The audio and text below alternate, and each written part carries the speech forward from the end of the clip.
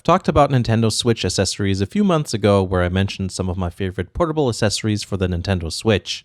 This video is themed slightly differently because I'll mention a few non-portable things. Over the last few months, I've bought a few accessories I've picked up for the Switch that I really like, but not enough to do a new video. That changed when Tomtoc contacted me several weeks ago about their new Switch Lite case. Since their cases are pretty popular, and I saw your comments about how you liked them in the last video, I was interested in giving them a go. Except I don't have a Switch Lite, and I don't really need one. So I asked if I could try out a few different things instead. They said yes, and this is what they ended up sending over. While I got these for free, I don't want this to be an ad, so I'm going to tell you what I like and don't like about these 3 Tomtoc products. Additionally, I'm going to talk about some accessories that I got since the last video and bought with my own money. Tomtoc did provide a discount code if you're interested in some of their products. It's valid on their official store, tomtoc.com. The code is YellowSN, all one word. If you buy a hardshell case, whether it's a slim travel or storage case, you can get a Switch stand, combo set, or organizer at half price. The details are in the description, so check that out if you're interested. Alright, let's start with the cases first. So many people have been praising them, particularly the slim case, so I was curious to see how it is. This is the slim case in the traditional gray color. There's a few others available, but this is the one you usually see and I also liked it the most. It holds the system very snugly, and 10 game carts fit into the flappy thing. All the interior surfaces are very soft, which is nice to see. The top part has indentations or protrusions depending which side you're looking at, which allows space for buttons and analog sticks. There's no overhead storage compartment, which sounds like a strategy employed by low-cost airlines, but it's actually a way to keep the case dimensions as small as possible. For people who don't want to store anything with their Switch, this is a great option, and it looks great too. The zippers have their teeth on the inside, which looks good. Apparently YKK is a Japanese company and is the biggest zipper manufacturer in the world. That's what this case uses, and apparently it's big enough of a deal to have a little paper tag that tells you this fact. The next one up in terms of size is the Tomtoc travel case, and it's way chunkier than I thought it would be. I'm okay with it since there's a ton of room, but geez, I didn't quite understand the proportions I was going to have to deal with when looking at the pictures on the website. There's no picture of the case closed. It looks comically bulbous to me.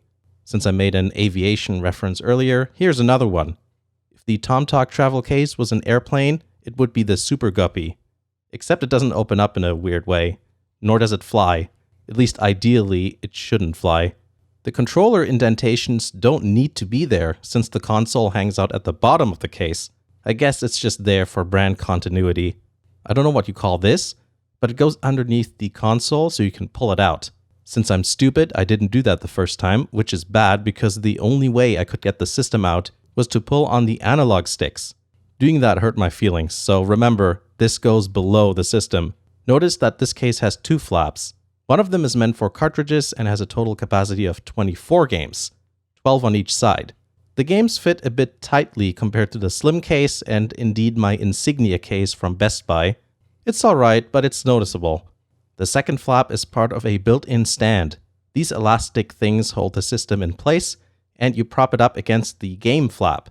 Since there's a Velcro/hook and loop fastener arrangement going on, you can set the angle how you want. There's also space for you to connect a charging cable to the Switch. There's also this slot or gap, which I think you can feed a wire through, but I don't know, seems cumbersome. You can throw an entire grip, including Joy-Con, into the top compartment with enough space for the AC cable and miscellaneous other things you want to bring with you. My power bank fits inside, no problem, but there's so much space if it's on its own, you need to throw in some extra cable so it doesn't move around mid-transit. A Pro controller does not fit in here, in case you want to know. I think this is a great case if you're going to, stuff it into a backpack or something like that. A lot of things fit inside, and for me, someone who keeps their Switch inside the house, it's also a great place to put games, cables, and a few accessories all in one place. I really like it. This is going to replace my old Insignia case. Next up is the Tomtoc Tactical Stand. I'm not sure what's tactical about it, but it's made of metal. It seems rather sturdy, so it can also hold tablets. The official Hori stand, which is plastic, works fine with the Switch, but I feel like the weight of my iPad is stressing the plastic a bit too much. So for versatility, the metal stand is great. It is articulated so you can adjust the angle how you want.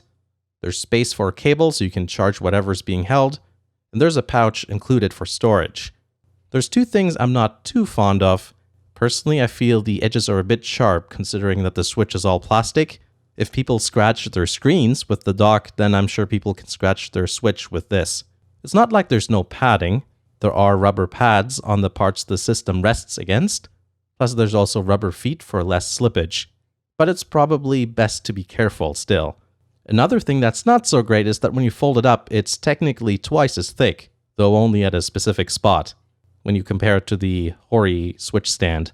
Also, when I put it into the case, I'd recommend pointing this bit away from the console. Since it's in a pouch, you'll probably be okay, but it's good to be careful.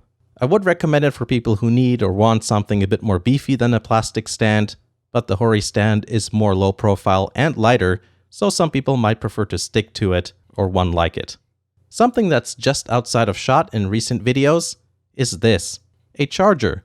I like accessories that I can use for multiple items, not just the Switch, and this RAV Power charger falls into this category. There's a few different requirements for an AC adapter to properly work with a docked Switch.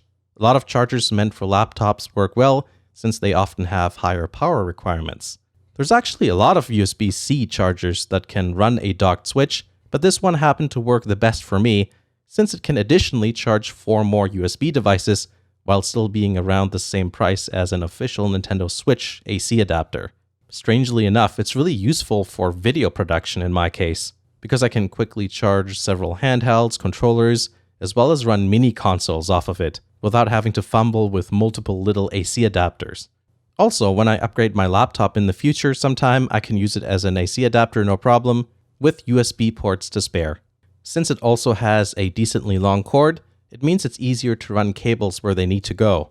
It's been a strangely useful thing for the channel behind the scenes. This thing is also pretty great for traveling, especially since it can deal with 100 to 240 volt power at both 50 and 60 Hz. A bunch of companies make similar products, so there's some that offer extra features like quick charge or multiple USB-C ports, but this one works well for me. In the last Switch accessories video, I said I wouldn't bother talking about it, but I changed my mind because there's a few things I want to mention. Of course, it's the Switch Pro controller.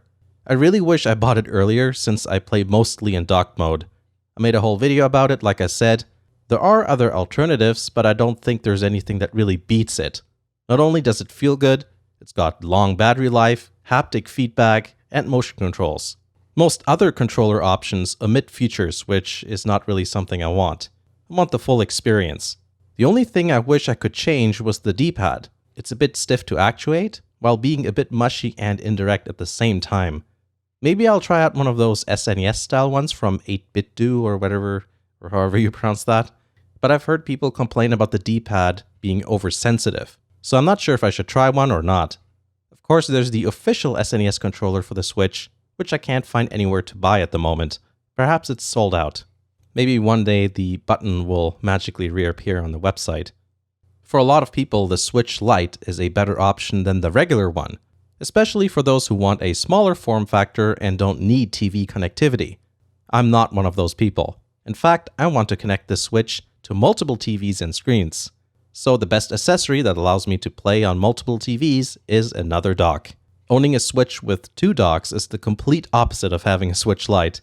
I've heard a lot of talk about whether it's safe to use third-party docks, and while some work, future software updates could mess things up apparently. I don't really want to worry about that sort of thing, so a second first-party dock is just the ticket. And here's something that people may not think about when calling the Nintendo Switch portable. It doesn't just mean you can carry it around with you. I enjoy the Switch's portability in a different way. I like that with a second dock, I can connect it to a different screen in the house. Much easier than connecting and disconnecting a full-sized home console and carrying it up and down the stairs all the time. So portable doesn't just always mean one thing. You can get refurbished docks directly from Nintendo. The prices are considerably cheaper, but they don't include an AC adapter. Well, we already talked about AC adapters, so no problems there. It's cheaper than buying a brand new one, especially if you already have an extra AC adapter that can run a docked Switch, and you don't have to worry about third-party incompatibilities in the future. So yeah, those are some Nintendo Switch accessories that I enjoy using. Thank you to Tomtoc for sending me a few things and also for the promo code. I hope that's useful for some of you. Like always, thank you to all the supporters of the channel. Check out the Patreon page if you want to support the channel as well. There's various tiers, each with their unique benefits. And there's also merch available at the YSN Teespring store. Thanks for watching, and I'll see you again in the next video.